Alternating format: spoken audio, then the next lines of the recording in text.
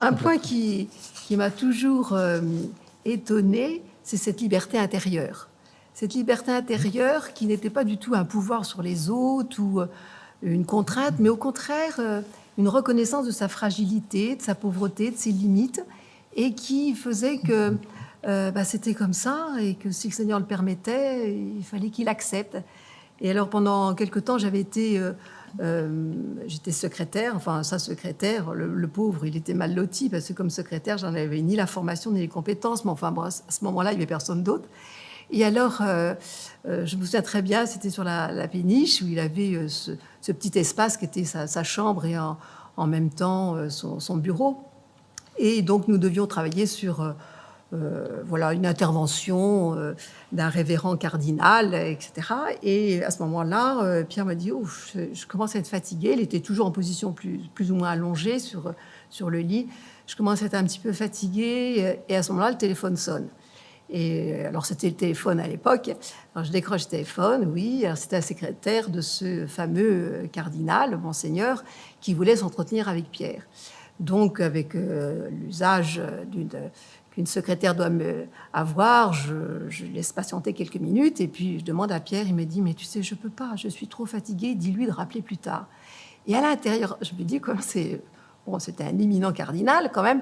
Et lui, il était là, il n'en pouvait plus, son métabolisme était à bout, il était fatigué, il était de santé très, très fragile.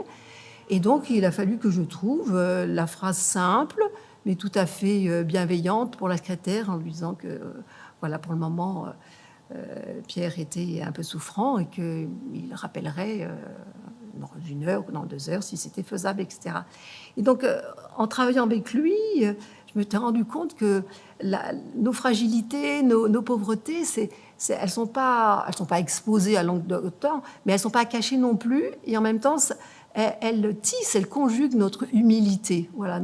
Et pour moi, Pierre, il m'a appris l'humilité, qui n'est pas une fausse humilité ou quelque chose qui affaiblit ou qui rend, comment dirais-je, qui nous efface. L'humilité, en fait, elle nous fait grandir. Et moi, j'ai vraiment appris auprès de Pierre cette humilité, cet humus, comme on dit, humilité, humus, le terreau, le territoire, c'est le même champ au niveau du sens, de connaître sa terre et puis de faire pousser tout ce que le Seigneur nous donne à germer avec ça.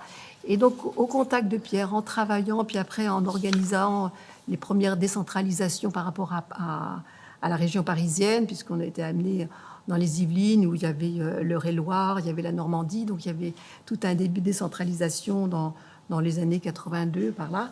Et bien, en travaillant avec lui, sans cesse, il y avait ce va-et-vient entre à la fois cette grande humilité et ce zèle que le Seigneur lui donnait, lui le pauvre type, comme disaient les mères répétées, ce zèle que le Seigneur déposait en lui en disant faut y aller, on va pas pleurer sur le tarmac, il faut prendre l'avion et décoller, quoi.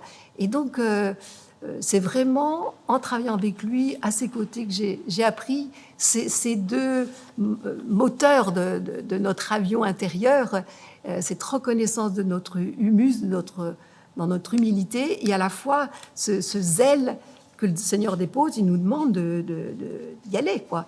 Et lui, le zèle, il en avait, apostolique, et le zèle dans la relation à l'autre, dans la miséricorde. Il y a à la fois cette immense reconnaissance de sa vulnérabilité et de son humilité.